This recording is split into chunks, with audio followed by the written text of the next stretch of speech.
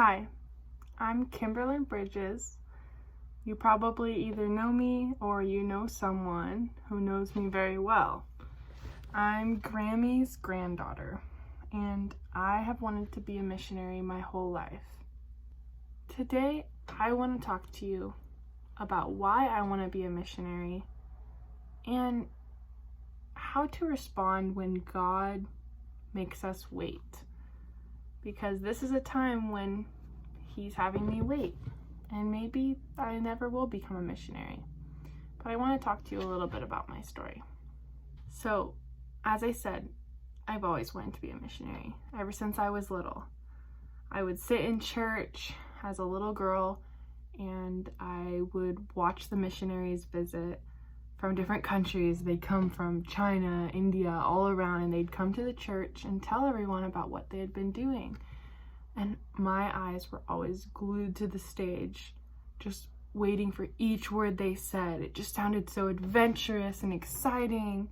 And I was a Christian at this point, so I was like, I want to tell people about Jesus. I get to know about Jesus. Why can't everyone else know about Jesus? So that was the original reason I wanted to be a missionary. Maybe not the best reasons for, adventure and things like that. But as I grew up and I learned more about the Bible, the Lord really deepened my understanding of missions and helped me see the biblical reason to become a missionary. Now, I went to college for 4 years at a Christian college where I studied the Bible. I really wanted to learn more about the Bible because missionaries share the Bible, right? So I wanted to be able to know what I'm sharing. It was also during this time in college that I had more opportunities to go to different countries and see what this missions work was like.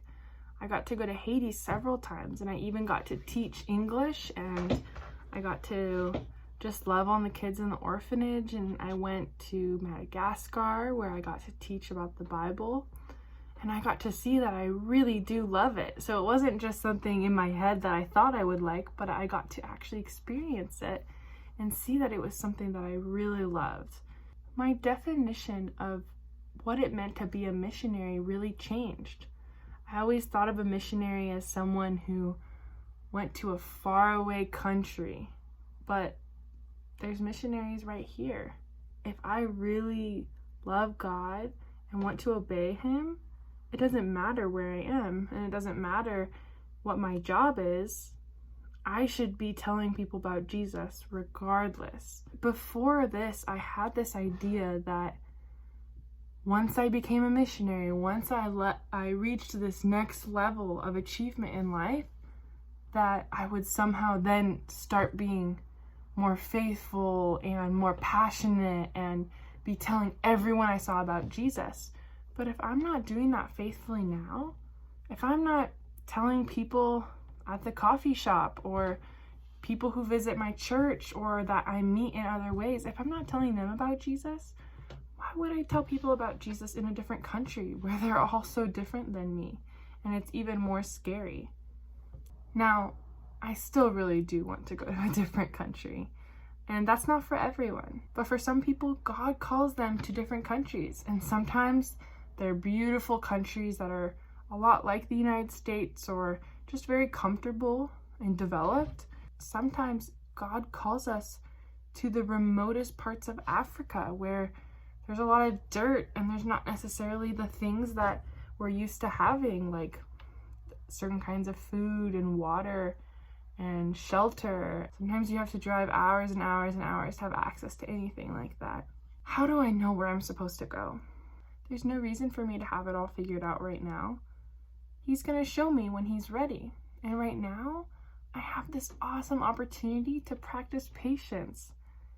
And as we practice patience as Christians, it grows our faith. When we're waiting for God to do something, sometimes I feel like my faith just shrinks. It just gets harder and harder as I go on. And I just start to think, okay, Lord, I've been waiting all this time. I really want an answer now because I'm starting to trust You less and less. Do You really know what's best for me? Why haven't You made this happen yet? But if we look at people like Abraham in the Bible, as he trusted God, his faith grew greater and greater and greater. And that's how it should be for us too. As we wait for God, it's his way of teaching us to trust him more. Now, I've had some opportunities to do missions work for a longer period of time. I was planning to move to Haiti, actually, for 1.5 years.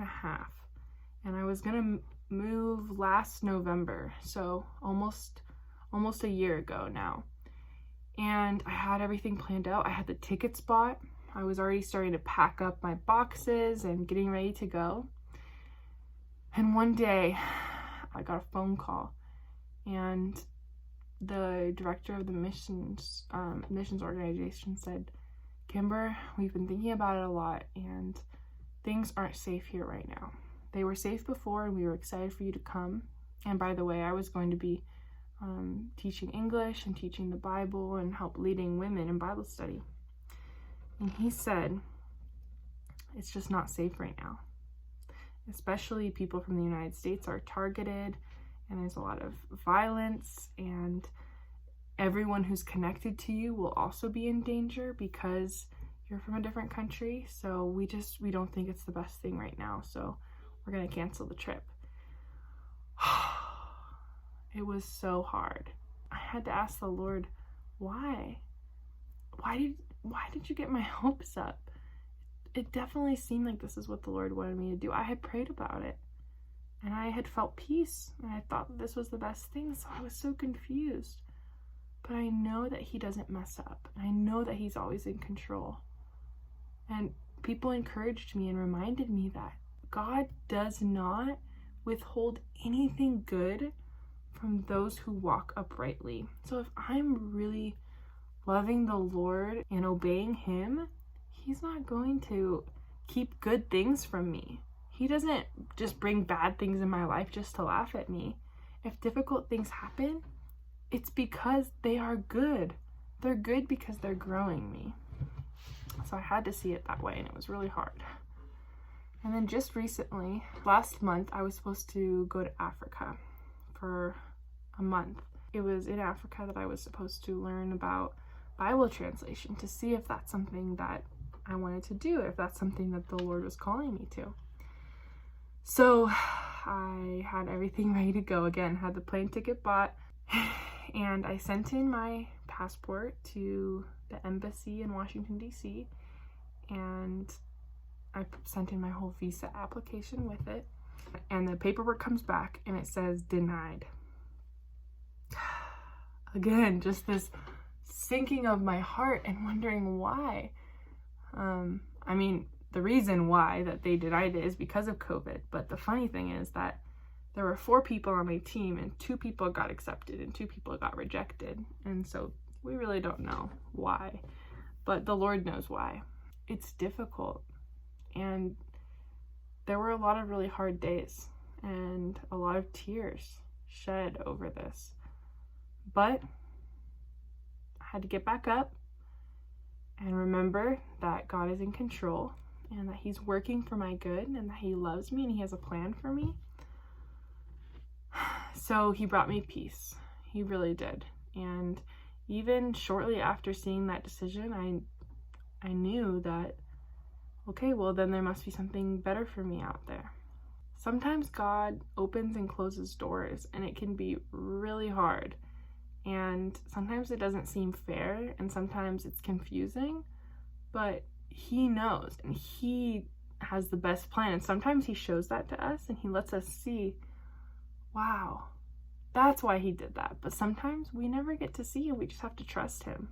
But I wanted to share this with you because it's possible that some of you will at some point want to be a missionary. And it's hard, and there's a lot of complicated things into becoming a missionary. You don't just one day pack up all your bags and go. There's a lot of processes that go through it. Raising money, getting all the right supplies, finding an organization. There's a lot of things that go into it. But it's worth it. It really is, waiting on God. And if that's where he wants you to be, he's going to bring you there. So I'd just say be patient. If you see an opportunity and you think that that is something that would honor the Lord based on what the Bible says, then take that opportunity. and honor the Lord in that way. So right now, I'm looking for new opportunities. And when the Lord brings that new opportunity into my life, I want to be ready for it. So right now, in the meantime, I'm working at an organization, a nonprofit organization called Children's Hunger Fund. As you can probably tell by the name of it, they feed hungry children all around the world and in the United States. But the cool thing about Children's Hunger Fund is they don't just go to the countries and give food and then leave. They work with the churches, the local churches in these countries and in the United States. Not a single thing goes from the hands of people who work for Children's Hunger Fund to the people in need. It all goes to the churches, and it's only churches that are actually teaching the Bible and are good, solid churches. So what happens is people donate money and people help pack boxes of food, and then these boxes are sent to different churches, and different churches come to pick them up, and then these churches bring them right to the homes of the people in need. They go right to the front door, and they knock on the door, and they give them these boxes of food, and they're creating relationships, and the hope is to be able to share the gospel. That's really the goal of these pastors. So when they give the people these boxes of food, they're able to tell them about Jesus, and that it's not just physical poverty that they're living in, but they're actually living in spiritual poverty, and that they need the Lord. This is really important for families to hear, because without a relationship with God, there's no hope. So my specific role with the organization is I work in a program called Poverty Encounter. It's this experience where we tell people about poverty, and we see what looks like different places around the world. These exhibits are made to look like these countries, and we go to a dump, and we go to Haiti, where there were after the earthquake, and you can see all the crumbled buildings, and we talk to people about poverty and how poverty happens and how people can be stuck in poverty and really feel trapped. And then we tell them about the importance of the church and sharing the gospel. And it's really cool because I get to talk to people about these things, and it's my little way of being a missionary where I'm at for right now. I would love to go to a different country someday. And if that's what the Lord has planned for me, I will be really happy. But He's provided this for me right now, and I love it. I just want to encourage you to trust the Lord and obey Him, and He will guide you.